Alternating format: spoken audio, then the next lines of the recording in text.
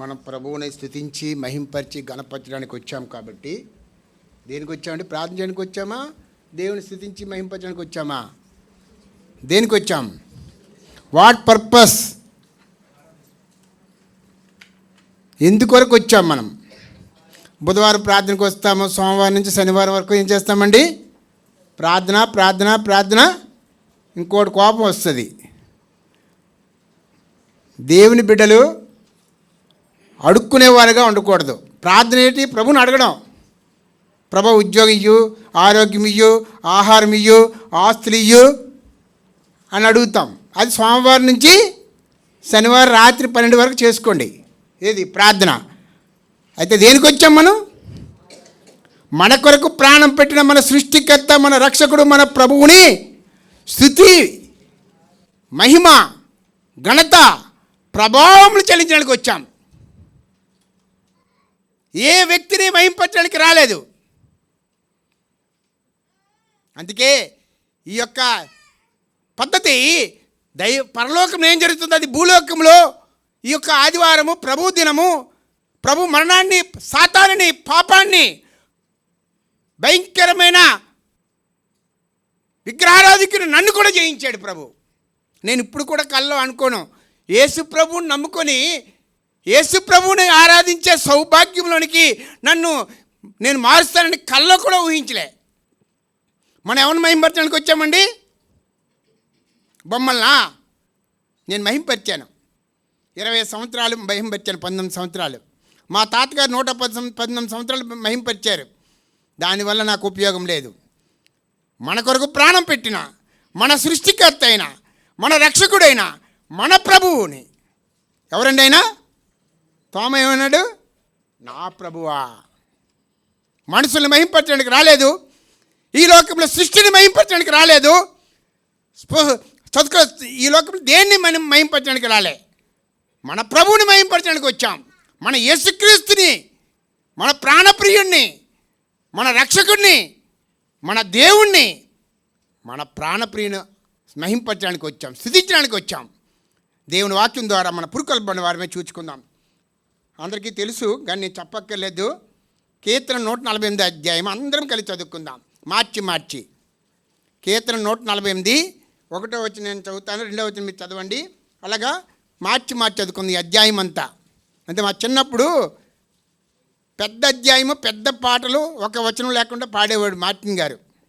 ఏది కూడా 1వ వచనం, 3వ వచనం, 5వ వచనం మా దగ్గర లేదు. అంతా మొత్తం పాడాలి. అది 11 వచనాలు ఉన్నా సరే. అలాగే అధ్యాయాలు కూడా చదువుకుందామండి. నేను 1వ వచనం చదువుతాను, 2వ వచనం చదవండి. చదువుతున్నప్పుడు ధ్యానించి దేవుని మహిమాత్మే చదువుతాం. యెహోవాను స్తుతించుడి, ఆకాశవాసులారా యెహోవాను స్తుతించుడి, ఉన్నత స్థలము నివాసులారా ఆయనను స్తుతించుడి.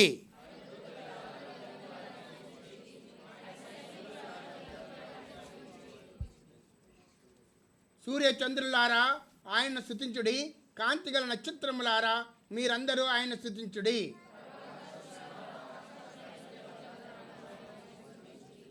ఆయన ఆజ్ఞయ్యగా అవి పుట్టెను, అవి యెహోవా నామమును స్తుతించునుగాక.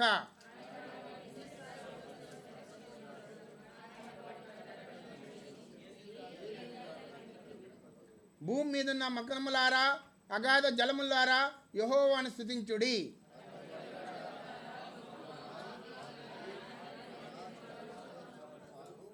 తొమ్మిదవ వచనము. పర్వతములారా, సమస్తమైన గుట్టలారా, ఫలవృక్షములారా, సమస్తమైన దేవదారు వృక్షములారా,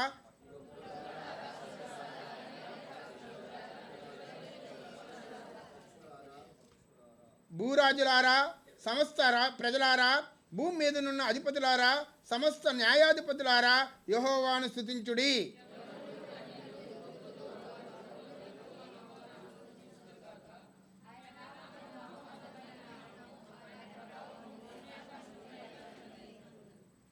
ఆయన తన ప్రజలకు ఒక శృంగమును హెచ్చించి ఉన్నాడు.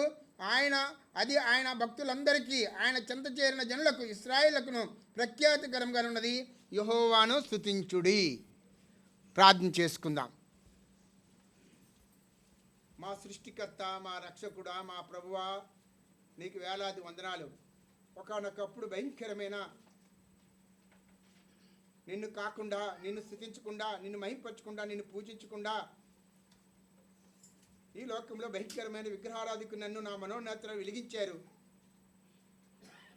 నాలాగెంతో మంది ఉన్నారు ఈ లోకంలో. ప్రభా, తీసుకొచ్చిన నీ స్వాస్థ్యాన్ని బట్టి, నీ పరిస్థితులు బట్టి నీకు వందాలి. వీరందరూ నేను స్తుతించి నిన్ను మహింపరిచేటట్టు నాతో మాట్లాడండి, మా దేశ ప్రజలతో మాట్లాడండి, మీ సంఘంతో మాట్లాడండి, మీ పరిస్థితులతో మాట్లాడండి, మీ ప్రియమైన మీ బిడ్డలతో మాట్లాడండి. ప్రభా, తీసుకొచ్చిన వారందరూ బట్టి నీకు వందాలు. ఈ గోపాలపట్నం ఉన్న ప్రజలందరితో మాట్లాడండి. మాట్లాడే దేవుడు, రక్షించే దేవుడు, మీరే దేవుడని మిమ్మల్ని మీరు చూపించుకునే దేవుడు కాబట్టి, మీరు సర్వంత్రియామి, సర్వజగదర్శకుడు కాబట్టి నా మనోనేత్రం వెలిగించారు. ఆ ప్రభుని స్తుతించే, మహింపరిచే భాగ్యము మాకు దయచేయడానికి మాతో మాట్లాడమని మా ప్రభువును, మా రక్షకుడైన యేసుక్రీస్తు నామం ద్వారా ఈ చిన్న ప్రార్థన, ఆరాధన, స్తుతి, మహిమ, గంటవరం చెల్లించుకుని నీకే పూజించుకుంటున్నాం తండ్రి. ఆమేన్.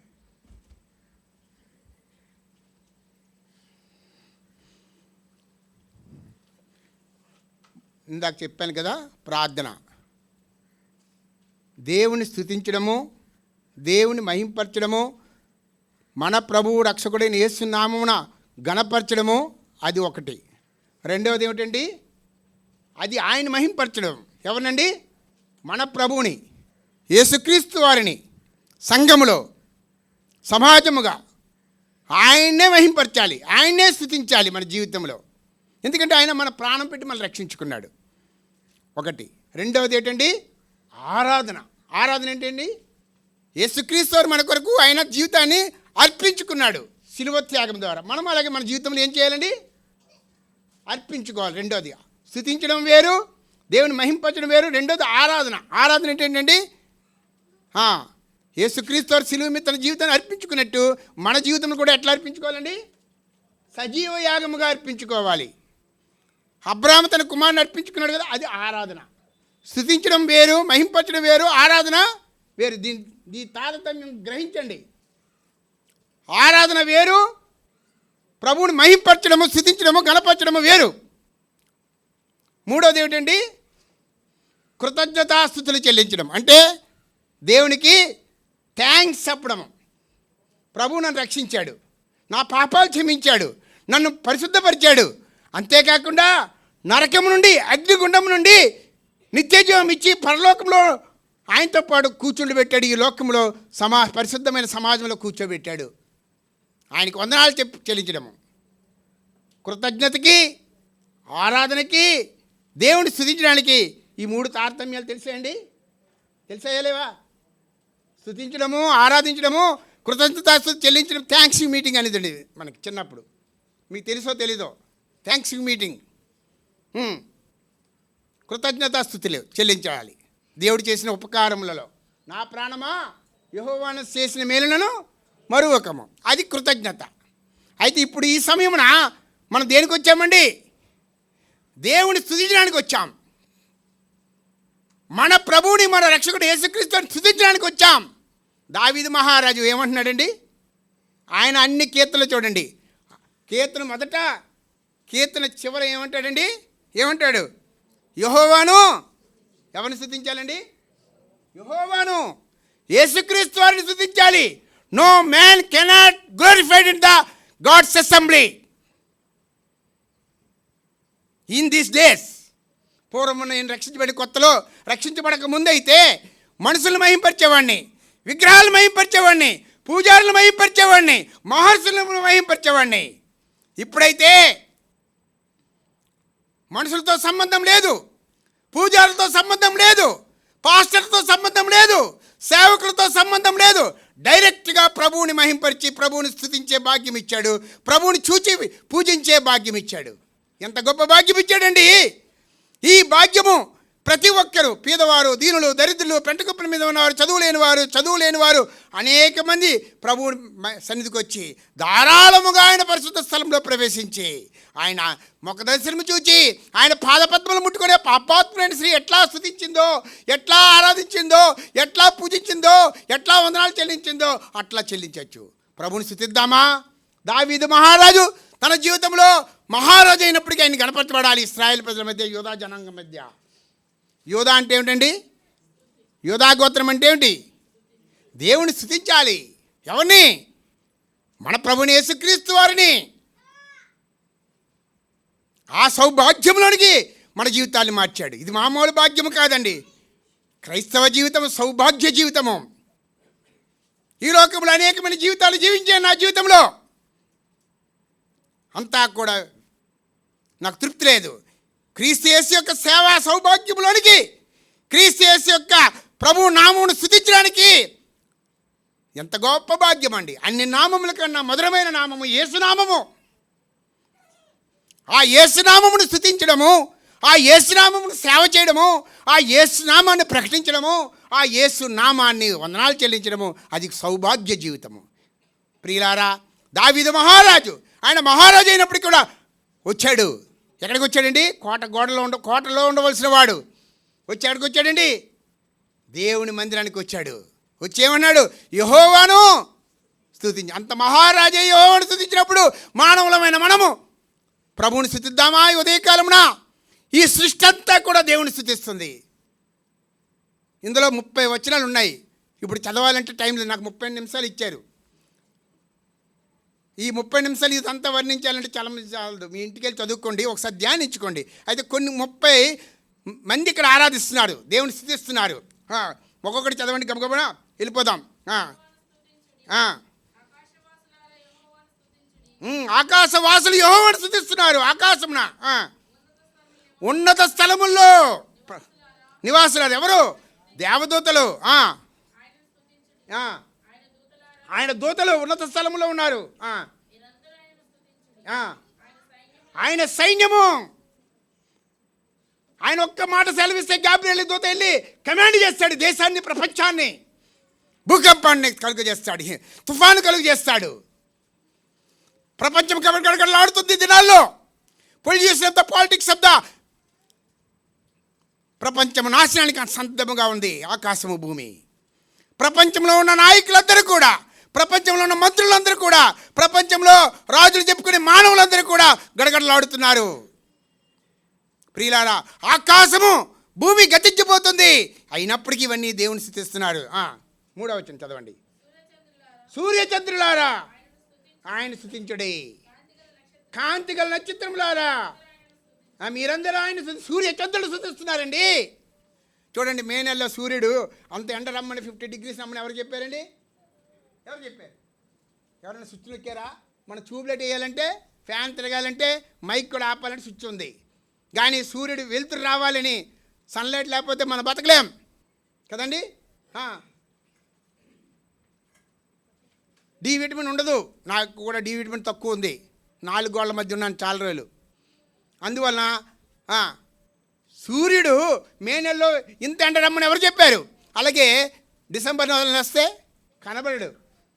కొన్ని దేశాల్లో అయితే సూర్యుడే కనబడ్డు. ఎవరు చెప్పారు సూర్యుడిని ఉదయించమని? సూర్యుని సృష్టించిన సృష్టికర్త. సూర్యచంద్రులారా ఏం చేస్తున్నారు? ఎవరిని సృష్టించిన సృష్టికర్త యేసుక్రీస్తు వారిని. చదవండి. కాంతిగల నక్షత్రం. రాత్రికాలం చూస్తే ఆకాశంలో ఆ నక్షత్రాలు, ఆ చంద్రుని చూస్తే ఎంత సంతోషం వస్తుందండి. నా చిన్నప్పుడు నేను రక్షించబడినప్పుడు 3వ సంవత్సరంలో వచ్చినప్పుడు ఆకాశం వైపు చూసేవాడిని, సముద్రానికి వెళ్ళేవాడిని. ఆ మేఘాలు ఎలా కొట్టుకొస్తున్నాయి? ఎవరికి మేఘాలు రమ్మని చెప్తున్నారు? ఎవరు ఆ యొక్క కెరటాలు వస్తున్నాయి? మెరుపులు ఎవరు పులిపిస్తున్నారు అని డౌట్ వచ్చేది. ఇవన్నీ ఎవరు సృష్టిస్తున్నారండి?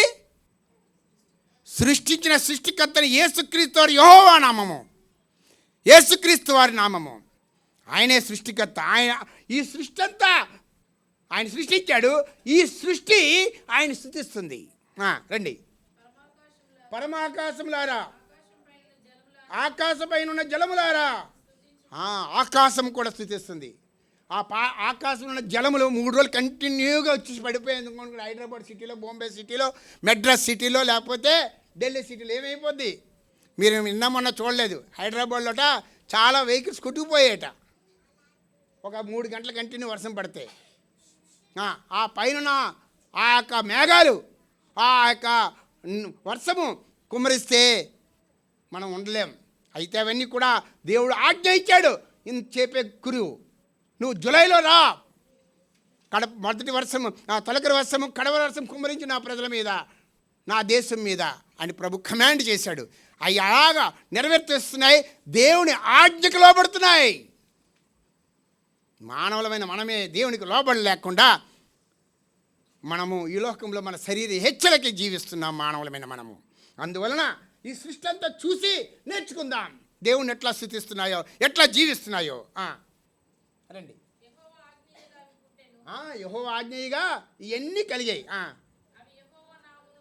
అవన్నీ యెహోవా నామాన్ని నా చిన్నప్పుడు అనుకునేవాడిని, ఇవన్నీ ఎవరు సృష్టించారు? ఒక దేవుడు అనేవాడు ఉన్నాడు కదా. మన ఇల్లు కట్టుకున్నామంటే ఒక అతను ఉన్నాడు, ఒక ఇంజనీరు, ఒక వానరు ఉన్నాడు. అలాగే ఇవన్నీ సృష్టించిన వాడు ఎవరున్నారు అని వెతికి వెతికి వెతికి వెతికి వెతికి వెతికి వేసాడినప్పుడు మా 10 తరాలు కూడా పుట్టిక క్రైస్తవులు కాదు, భయంకరమైన విగ్రహారాధన కలిగిన వాళ్ళము. నిగ్రహం లేకుండా విగ్రహారాధన చేసి దేవుని ఉగ్రతగా పాత్ర నరకానికి వెళ్ళిపోవాల్సిన నా జీవితాన్ని మార్చాడు, నా కుటుంబంలో నా మనోన్నత వెలిగించాడు. ప్రభు కృపను బట్టి ఆ తర్వాత 10 మంది రక్షించబడ్డాం మా కుటుంబంలో 7 సంవత్సరాల తర్వాత. అయితే ఎప్పుడైతే యేసుక్రీస్తు వారే సృష్టికర్త, యేసుక్రీస్తు వారే దేవుడని ఎరిగానో సముద్రోటికి వెళ్ళిపోయి ఏం చేసేవాడినండి? ఇంట్లో ఆరాధించాలంటే స్తుతించాలంటే ఏమవుద్ది? ఎందుకంటే చుట్టూ విగ్రహాలు ఉండేవి. మా ఇంటి చుట్టూ విగ్రహాలు. ఇంట్లో ఏముంటాయి? దేవుని సన్నిధి ఉంటుందా? దేవుని ఆరాధించగలమా? ఎవరిని విమర్శించడం కాదండి, నా జీవితంలో అనిపించాను. మా ఇంట్లో 10 మందిము, నేను 7వ వాడిని. ఆరాధించాలంటే డిస్టర్బెన్స్ అయ్యేది. నా గదిలో పక్కన మా తమ్ముడు మంచం, ఒక పక్క నా మంచం, మధ్యలో మా అన్నీ మంచం, 3 అన్నదమ్ములవి.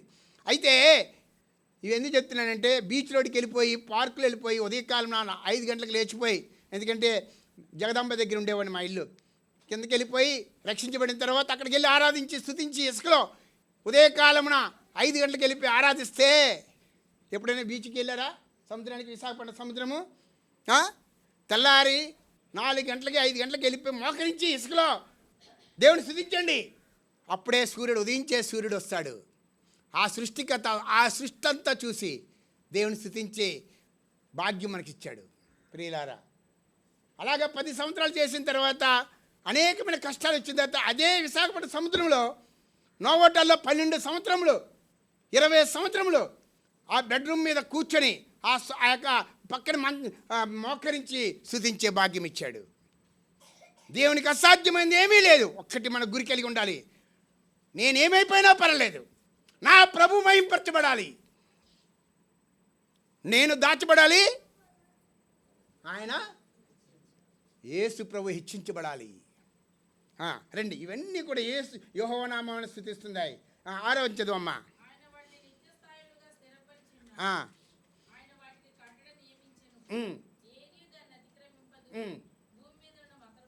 మకరములారా, అగాధ జలములారా యెహోవాను స్తుతించుడి. ఇవన్నీ తీసుకున్నా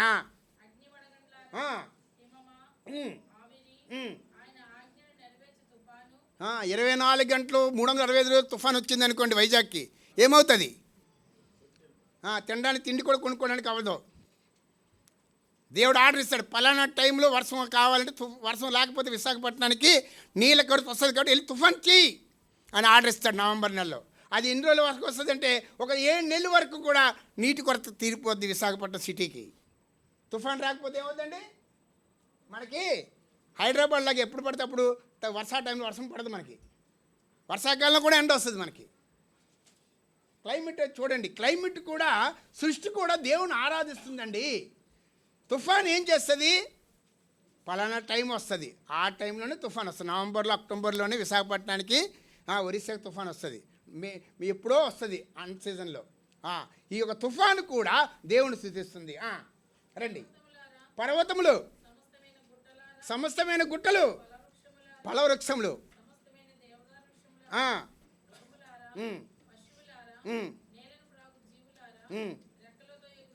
చాలమ్మా. ఫలవృక్షములు గుర్తించుకుందాం. ఫలము దేనికి సాదృశ్యం అండి? మీ 100 దొత్తులు గాను 30 దొత్తులు గాను ఫలించమన్నాడు. ఫలము లేని చెట్టు ఏమైంది? అంజరం చెట్టు. చాలా సంఘాల్లో ఈ దినంలో ఫలాలు లేవు. ఏ ఫలాలు? లక్షలు లక్షలు వస్తున్నాయి. హెబ్రోనికి, సాలేంకి, యెహోషామాకి. నశించిపోయిన ఆత్మల కొరకు ఫలము లేదు. ఎవరు వస్తేటి, ఎవరు వెళ్ళిపోతే నాకేంటి, నా సీటు నాకు బాగుంది. నేను మహింపరచబడుతున్నాను సంఘాల్లో. ప్రభు మహింపరచబడకపోయినా పర్లేదు. ఇది ఈ దినాల్లో జరుగుతుంది. ఆత్మల భారం లేదు. ప్రియుల ఫలాలు లేవు. చూడండి, ఈ సృష్టి అంతా కూడా నెలకో ఫలం వస్తుంది కదండి. నెలకో ఫలం వస్తుందా? మే నెలలో ఏమొస్తుందండి? మామిడి పండు వస్తుంది. ఇవన్నీ ఎందుకు చెప్తున్నానంటే, ప్రతి నెల మనకి ఫలాలు వస్తున్నాయి. ఆ పండ్లు తిండి ద్వారా మనకు ఆరోగ్యం వస్తుంది. డాక్టర్ కూడా పళ్ళు తినమంటాడు. ఈ ఫలవృక్షంలో దేవుడు స్థుతిస్తుందండి. మనం రక్షించబడి, మనం ఒక్కరే రక్షించబడిన తర్వాత మనం ఒక్కరే పరలోకానికి వెళ్ళిపోతే అది ఫలమా? దేవుని ఆత్మ నశించిపోయిన ఆత్మల కొరకు. ఇదే ఇండియాలో నేను బక్సింగ్ గారు రక్షించబడినప్పుడు 20 కోట్ల మంది జనాభా ఉండేవారు. అప్పుడు సంఘాలు లేవు, ఉన్నాయి కానీ ఏవో డినామినేషన్ ఉండేవి 4 గోడల మధ్య. అక్కడ బీసప్పు, ఇంకా పోపు, ఇంకా ఫాదర్ ఉండేవాళ్ళు. వారిని విమర్శించడం నాకు చేత కాదు. కానీ బైబిల్ని బయటికి తీసుకొచ్చాడు దైవజనులు మార్టిన్ లూథర్ ద్వారా. ఆ విధంగా బక్సింగ్ గారు ప్రతి ఒక్కరూ బైబిల్ చదవడానికి, ప్రతి ఒక్కరు ప్రభువుని ఎరగడానికి, ప్రతి ఒక్కరు మారు మనసు పొందడానికి, ప్రతి ఒక్కరు ప్రభువుని సేవించి సువార్త ప్రకటించే సౌభాగ్యంలోనికి భారతదేశాన్ని మార్చాడు. భయంకరమైన విగ్రహారాధన దేశాన్ని. ఈ సత్యమైన సంఘము మనల్ని స్థిరపరిచాడు. మన ఫలాలు ఫలించగలుగుతున్నామా? ఆ యొక్క సృష్టి ప్రతి నెల ఒక ఫలం ఇస్తుంది. ఇప్పుడు మంచి పండ్లు వచ్చాయి, తెలుసా మీకు? ఏ పండు అండి? ఏ పండు? అనాస, పనాస, పనస పండు తెలుసు కదా, ఎంత పెద్దది ఉంటుంది. వచ్చాయి కదండి? వచ్చాయా? తిన్నారా? ఇవన్నీ కూడా మనం అన్వేషిస్తున్నాం, దేవుడు ఇచ్చినవి. ఇవన్నీ కూడా ఎందుకు ఇచ్చాడు దేవుడు? నీవు కూడా ఫలాలు ఫలించాలి. ప్రియులారా, సువార్త మనం మన సేవకుల మీటింగ్లో సర్వలోకానికి వెళ్ళి సర్వ సృష్టికి సువార్త ప్రకటించండి అన్నాడు. ప్రియులారా, మనము దుబాయ్ కంట్రీకి వెళ్ళాలంటే పాస్పోర్ట్ ఉంటుంది, అమెరికా వెళ్ళాలంటే పాస్పోర్ట్ ఉంటుంది, సౌత్ ఆఫ్రికాకి వెళ్ళాలంటే పాస్పోర్ట్, ఇండియాకి వెళ్ళాలంటే పాస్పోర్ట్ కావాలా? అక్కర్లే. వెళ్ళండి. ప్రపంచంలో ఎక్కడికి వెళ్ళండి, వెళ్ళకపోయినా పర్లేదు. భారతదేశంలో ఎక్కడికైనా వెళ్ళొచ్చు, ఇండియాలో ఎక్కడికైనా వెళ్ళొచ్చు, విశాఖపట్నంలో ఎక్కడికైనా వెళ్ళొచ్చు, ఆంధ్ర అంతా వెళ్ళొచ్చు. సౌత్ ఇండియాలో చక్కగా మంచిగా దేవుణ్ణి ఆరాధించే వాళ్ళు ఆరాధికులు ఉన్నారు, దేవుని సంఘం ఉంది. నార్త్ ఇండియాలో అలా లేదండి. బైబిల్ పట్టుకుని వెళ్తే చంపేస్తారు. నన్ను 3 సార్లు చంపుతాను చూశారు ఒరిస్సాలో. కానీ ఒరిస్సా వెళ్ళమని దేవుడు చెప్పాడు, వెళ్తాను. వెళ్ళాను. ఎందుకు వెళ్ళాను? నశించిపోయిన ఆత్మల కొరకు ఎవరున్నారని ప్రభు చెప్తున్నప్పుడు నేనున్నాను ప్రభువా. నేను ఆయన స్తుతించి మహింపరిస్తే ఆయన మాట వినాలి, ఆయన ఆజ్ఞకు నెరవేర్చాలి, ఆయన ఆజ్ఞకు లోబడాలి. ఏదో ఆదివారం వచ్చేసి భక్తుల్లాగా వచ్చి కూర్చొని స్తుతించడం కాదండి. మన జీవితమే ఆయనకి త్యాగం చేయాలి సజీవ యాగముగా.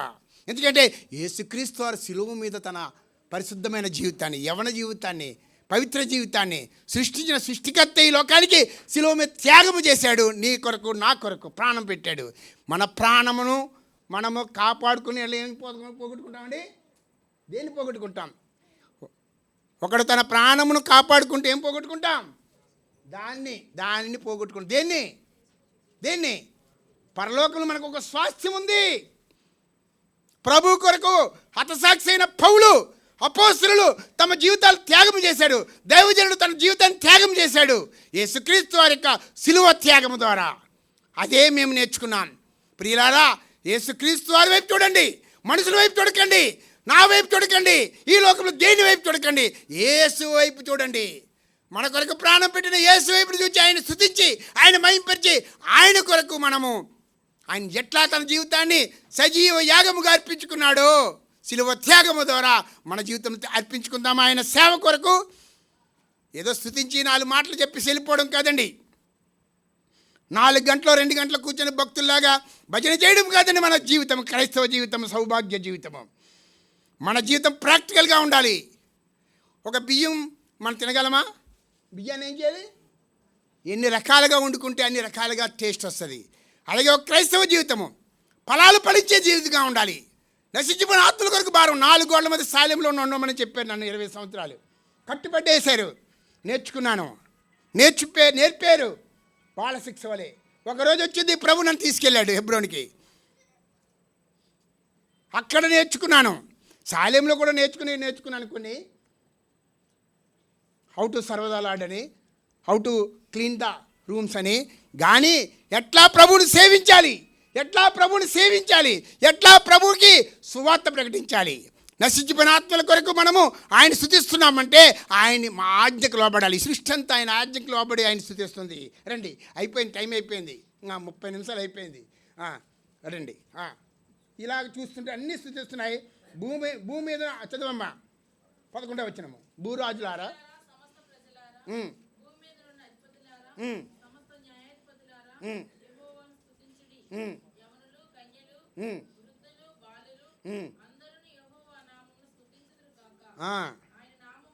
ఆయన నామం మహోన్నతమైన నామము, యేసు నామము అన్ని నామముల కన్నా అత్యున్నతమైన నామము. మహాగణుడు, మహోన్నతుడు, పరిశుద్ధుడు, నిత్య నివాసి అయిన మహాగణుడైన వారు ఎక్కడుంటాడండి? పరలోకంలో దేవదూతలు ఆరాధిస్తుంటుంటే, ఆ యొక్క పరమాకాశం ఆరాధిస్తుంటుంటే అక్కడ ఉండకుండా ఎక్కడికి వచ్చాడండి? ఎక్కడికి వచ్చాడు? గనుల దగ్గరికి వచ్చాడా? భక్తుల దగ్గర కూడా ఉంటాడు. కానీ విరిగి నలిగిన హృదయములతో వాళ్ళ హృదయంలో నివసిస్తాడు. నీ హృదయమే నాకు ఆలయము. మన హృదయంలో ప్రభు నివసిస్తున్నాడా? మన ప్రభు కొరకు మనం జీవిస్తున్నామా? మన ప్రభువుని మహింపరుస్తున్నామా? మన ప్రభువుని ప్రకటించగలుగుతున్నామా ఈ లోకానికి? వెలుగుదూతల వలె. ఆ విధంగా ప్రభు నీ యొక్క గురి, నీ గమనిక, నీ క్రైస్తవ జీవితం యొక్క గమ్యము ప్రభువుని స్తుతించడము, ప్రభువుని మహింపరచడము, ప్రభువుని సేవించడము, ప్రభువుని చూపించడమే. అది తప్ప ఇంకొకటి ఉన్నదంటే నీ జీవితంలో అంతా కూడా వేస్ట్. 20 కోట్ల ఆస్తి విడిచిపెట్టి ఎందుకు వచ్చానంటే, ప్రభువు నన్ను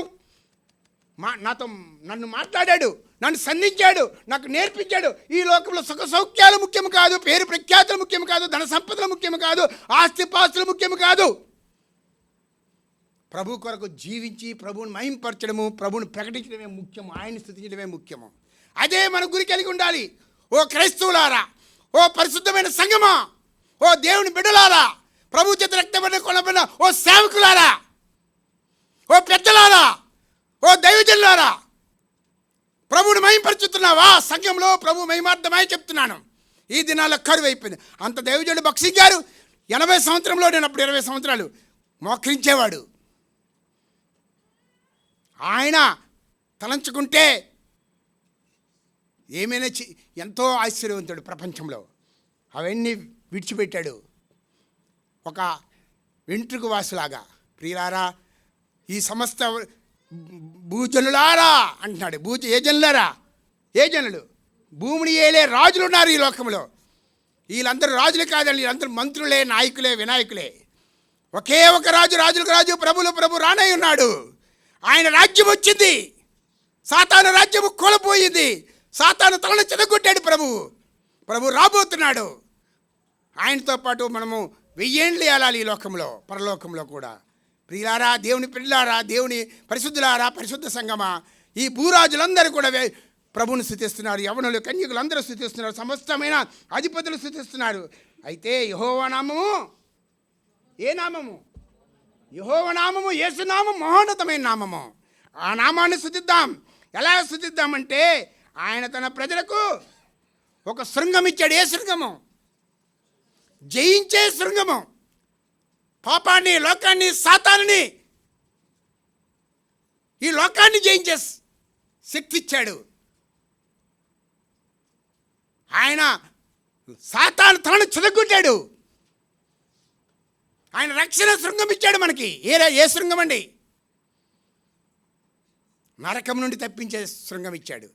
నరకము, మరణం ఇంక మానవ జీవితంలో ప్రభువుని నమ్ముకున్న దేవుని బిడ్డల పరిశుద్ధమైన జీవితం కలిగిన వారు, ప్రభువుని ఆరాధించి, స్తుతించి, మహింపచ్చి, ప్రభు కొరకు సేవించేవారు, ఇంక మరణము లేదు, మరణము లేదు, మరణం లేదు, నిత్య జీవమే.